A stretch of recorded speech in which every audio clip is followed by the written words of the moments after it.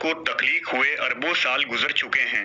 ये कायनात एक लामहदूद मौजू है जिसमें अरबों कहकशां हैं और हर कहकशां में करोड़ों सितारे और सैयारे गर्दिश कर रहे हैं। इन सितारों और सैयारों को शुमार करना नामुमकिन अमर है। इल्मे नजूम हमारी इस कायनात की तफसीर और एक इल्म है। लफ्ज़ नज्म अरबी ज़बान का लफ्ज़ है जिसके माने सितारे के हैं, लिहाजा सितारों के इल्म को इल्मे नजूम कहते हैं, जबकि इल्मे नजूम इस्तिलाह में वो इल्म है जो सितारों का हमारी ज़िंदगी पर असरात बयान करती है। अंग्रेज़ी में इल्मे नजूम को एस्ट्रोलॉजी कहा जाता है। इल्मे नजूम एक तारीखी इल्म है जिसकी इब्तिदा मिस्र, बाबुल, मेसोपोटामिया और निनुआ की तहजीब से हुई, जबकि यूनान के फ़लसफ़ी फिसागोरस पहला शख्स था जिसने अफलाक के इल्म का तसव्वुर सबसे पहले कदीम यूनान में पेश किया था। बाद में बतलिमूस ने इस इल्म को आगे बढ़ाया और निज़ाम शमसी के खाके को मरतब किया। बतलिमूस ने इल्मे नजूम के मौजू पर एक ज़ख़ीम किताब भी लिखी जिसका नाम अम-हेप्टी था। इस किताब को सन 762 ईस्वी में अब्बासी खलीफा मंसूर ने तर्जुमा करवाया और इल्मे नजूम की बुनियादी किताब की हैसियत दी।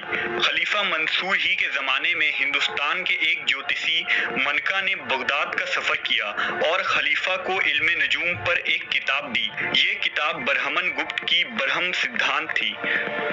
इसी किताब के ज़रिया मुसलमानों ने इल्मे नजूम सीखा और मुख्तलिफ अरबी किताबें तसनीफ़ की। मुसलमान उमरा व सलातीन ने इस इल्म को बहुत अहमियत दी। मोहम्मद बिन मूसा ख्वारिज़मी, मूसा बिन शाकिर, इब्न सीना, अल-बिरूनी, नसीरुद्दीन तूसी वगैरह ने इल्मे फ़ल्कियात की परवरिश की और दरसगाहें भी तामीर करवाईं। हुक्मरानों ने भी इसकी हौसला अफजाई की। अब्बासी और मुग़ल हुक्मरान इस इल्म को इतनी अहमियत दिया करते थे कि किसी बड़े हमले, जंग या सफ़र के लिए भी वो इल्मे नजूम की सरपरस्ती किया करते और नजूमियों के दिए गए वक्त में ही सारे काम अंजाम देते थे।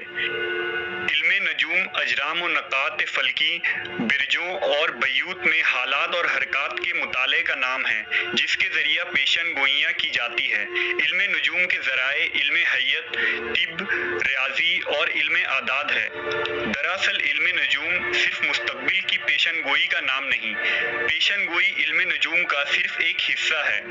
आम तौर से अवाम इल्मे नजूम को किस्मत बताने वाली कोई जादुई इल्म समझती है जिससे पत्थर फरोख्त करने और ताबीज़ बनाने का बाजार बना लिया गया है, जबकि इल्मे नजूम इन अमूर पर हरगिज़ मुनहसिर नहीं। इल्मे नजूम का एक बड़ा पहलू रियाज़ी और साइंसी एदाद व शुमार पर मुश्तमिल है जिसके ज़रिए सितारों और सैयारों के आपसी ताल्लुकात और जगह का तयन करके एक ख़ास उसूल के ज़रिया मुस्तक़बिल में होने वाले वाक़यात का अंदाज़ा लगाया जाता है, जिसे इल्मे नजूम की ज़बान में ज़ायचा कहते हैं। ये इल्म बुरूज, सैयारों की गर्दिश, मनाज़िल क़मर, रजअत, कवाकिब वगैरह पर गौर करने और नताइज निकालने पर मुश्तमिल होती है। गर्ज़ ये कि इल्मे नजूम किसी अक़ीदे या मज़हब का नाम नहीं, बल्कि ये एक कदीम इल्म है जो दीगर उलूम की तरह उसूल व ज़वाबित रखती है और दुनिया की हर तहज़ीब व कौम, मसलन हिंदू मत, बुद्ध मत, तिब्बती व मंगोल तहज़ीब, अहले यूनान और अरबों ने न सिर्फ इसे अहमियत दी बल्कि एक वक्त के लिए अपनी तालीमी निसाब में भी शामिल किया।